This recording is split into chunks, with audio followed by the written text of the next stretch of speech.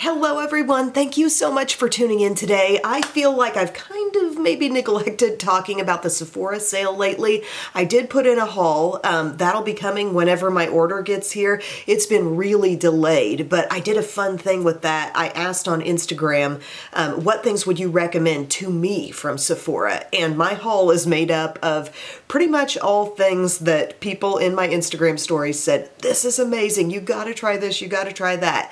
So that'll be really fun when that does come in, and I just felt like the Sephora sale was a very good time to take advantage of some of those recommendations and save some money. And while I do really enjoy focusing on a lot of drugstore things here on my channel, there are products that I really love and use absolutely daily from Sephora, and within the last year I had done a video that totally focused just on those core items. So I thought I would re-mention some of those in this video that are still applicable, and then also talk about my top 5 things that I've ordered from Sephora in the past year. So it's kind of like all-time greats, but then the things, you know, within a recent time frame that I've really enjoyed. What I did was I just opened up that order again tab on Sephora, and I was able to just very easily look down the list of everything I've ordered in about the past year. So let's talk about some of the more like tried and true repurchased items, things I've really loved. I have gotten back into my ordinary serums, okay? So I had kind of a eczema flare-up situation sometime in January that started,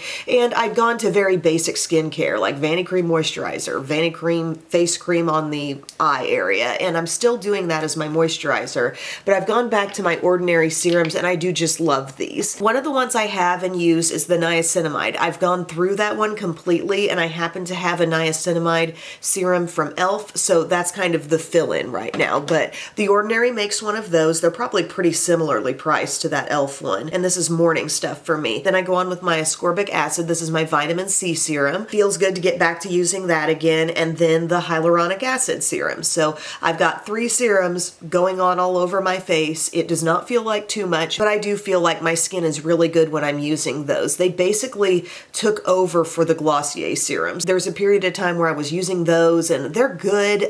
They're just more expensive, and it's basically the same kinds of ingredients that I'm putting on my skin, just from a more expensive brand. So I've been very happy with the Ordinary serums. Another one that I use is the caffeine solution that you can use under your eyes to reduce puffiness, and I do that as well in the morning. So those have been great repurchase products I see myself repurchasing again, like 2 thumbs up, and you can also get those at Ulta if you want to. Another thing that I would add skincare wise that has been a very consistently used thing for me that has been repurchased that I could just add to that list would be my Supergoop Every Single Face SPF 50 watery lotion. This is my every single day sunscreen, and I'm probably due to repurchase this again soon. It's fantastic under makeup.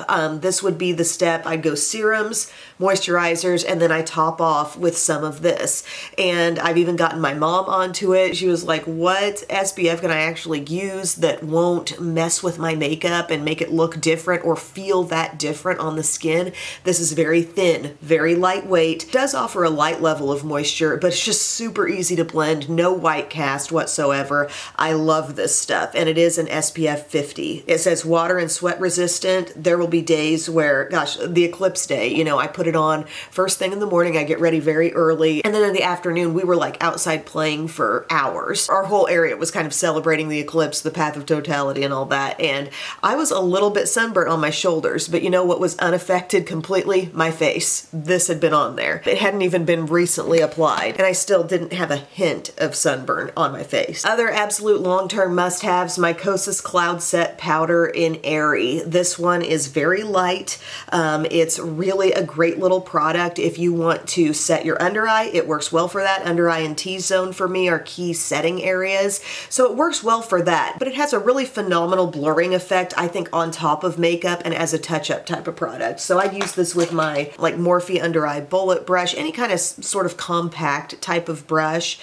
Hit this area, this kind of seam between under eye and blush. I think it's really great there. It just gives everything a more perfected look. I touch up with it often, just dabbing it around my T-zone area. I will say other drugstore options compared to this would be the Maybelline Fit Me Matte and Poreless Powder in the shade Porcelain. That one is definitely a direct shade comparison to this. Also, Rimmel Stay Matte in Creamy Natural. It's, I would say, a less advanced feeling powder, a little bit less of that feel like, ooh, that really like absolutely blurred over some stuff. But it's just a good solid general powder. But I gotta be honest, I have completely enjoyed the Kosas. It is like the top pick in terms of a basic powder that could be used for setting things, but I like it more in that delicate finishing sense. I just feel like it's a perfectly formulated powder for those needs. Couple of other things that are just like can't go wrong items that I use every single day. This is my Sephora 56 brush, okay? This is the size and shape.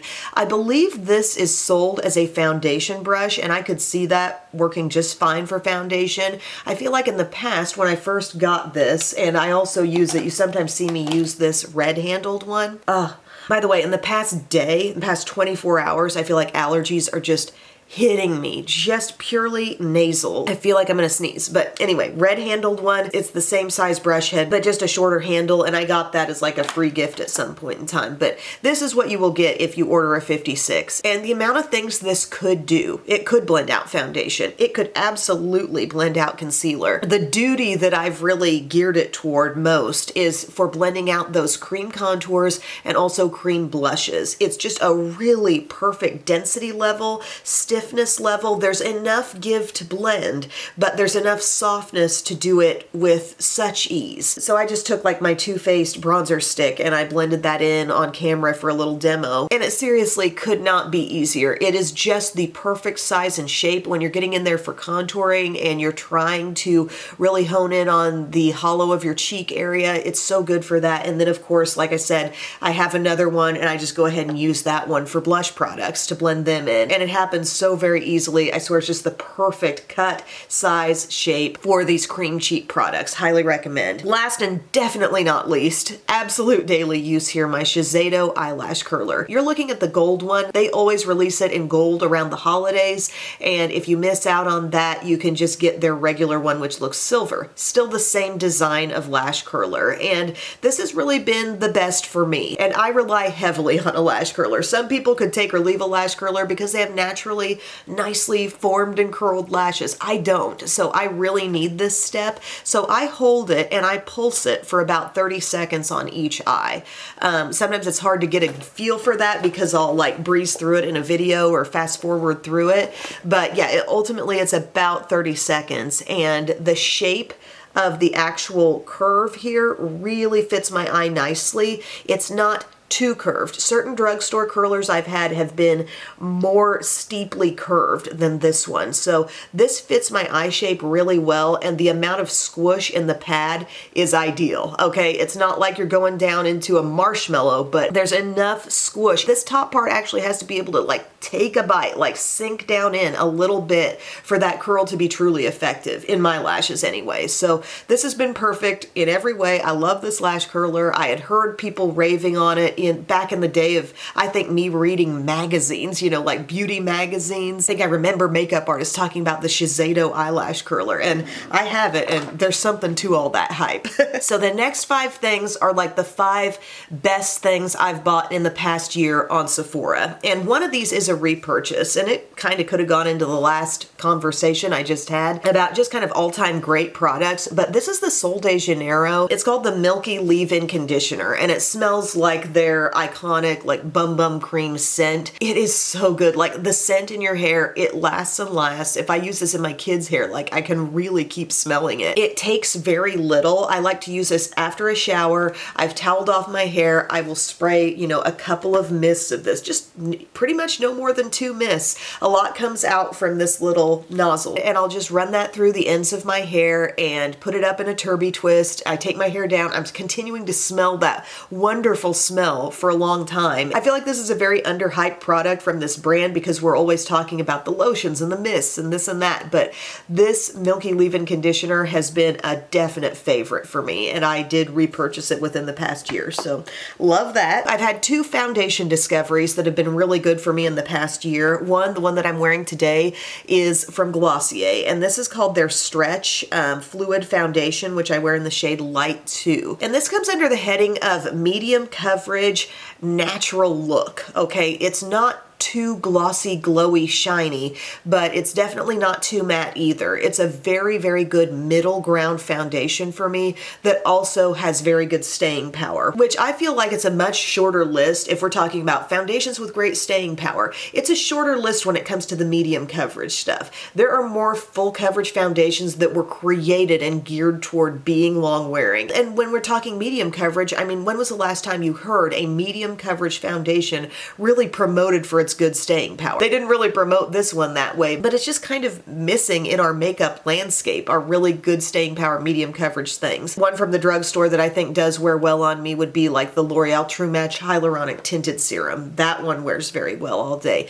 not full coverage. But I've enjoyed this Glossier so much. It feels very luxe. You got a glass bottle, you got a pump, and Glossier is not a brand that I previously associated with any sort of coverage. Remember when they were doing like literally the lightest skin tint in the game? I think they still make it. It comes in like a little squeezy tube and it's just light, light, light. Ultra sheer. But I had heard some raves on this and I'm really glad I tried it. It has a very nice kind of blend and I guess maybe stretch like the name implies. As you blend it, it never feels streaky. It feels like it truly is hanging together somewhat. Always giving a beautiful surface to the skin. I feel like any concealers I put on top of this go on very easily because this is light. This adds a little moisture but not too much. It's just been a big success story for me foundation wise in the past year. And the other one is the Fenty stick. This has been a phenomenal foundation stick. It's different from any other foundation stick I have or that I have ever tried, frankly. So it's called the Eavesdrop Blur and Smooth Tint Stick and I wear the shade 4.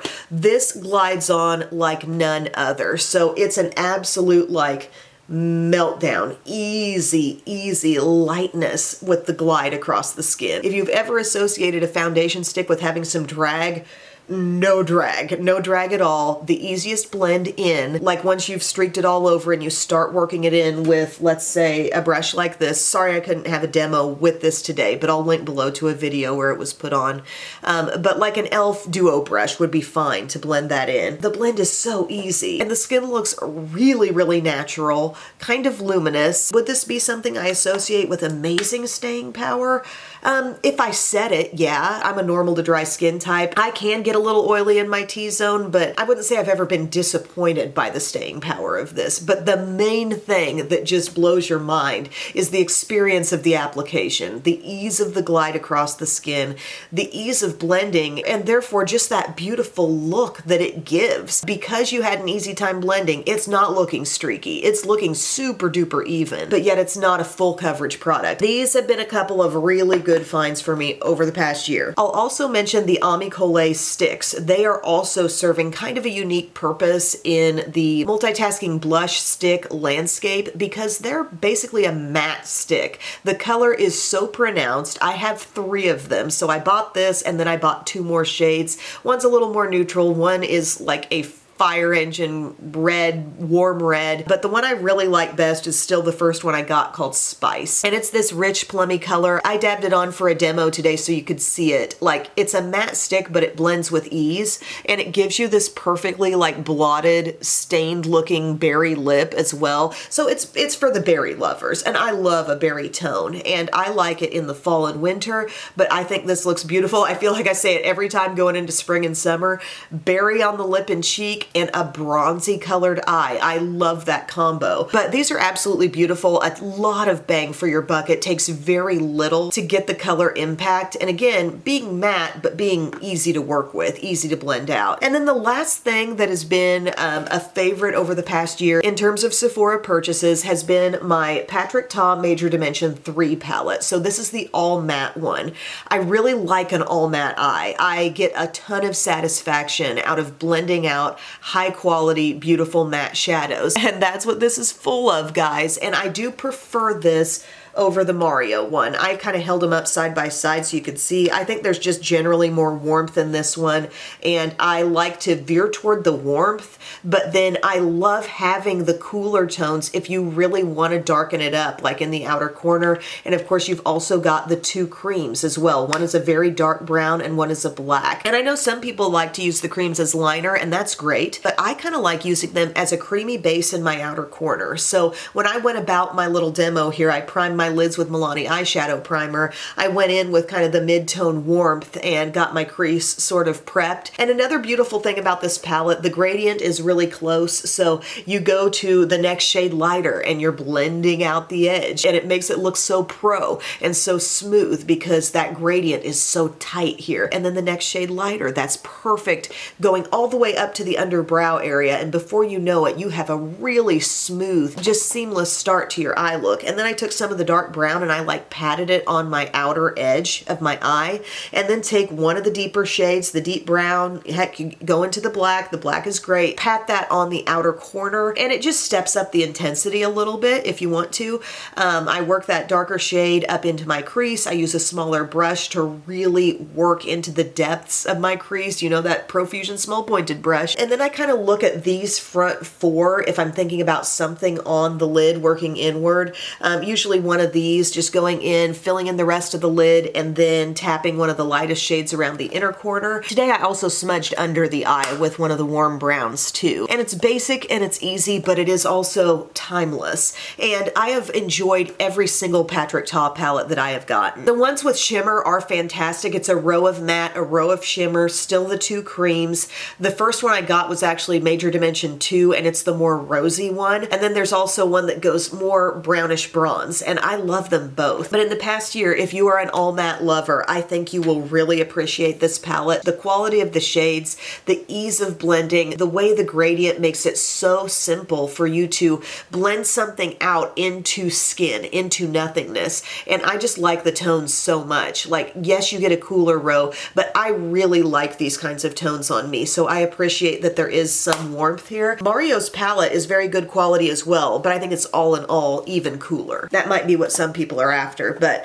that's one of my top 5 for sure from the year. I've gone back to it so many times and I'm always satisfied with my look. So thank you all so much for tuning in for this video. I hope it was helpful. If you're, well, coming in hot. What's your exciting news for the day? My chicks are hatching today. Oh, they have little chicks in 1st grade? They've been watching them.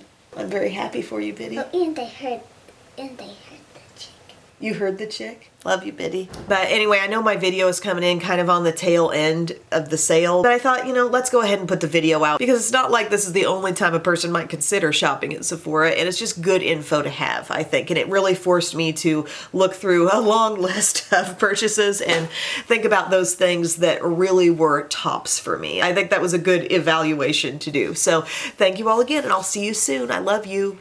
Bye.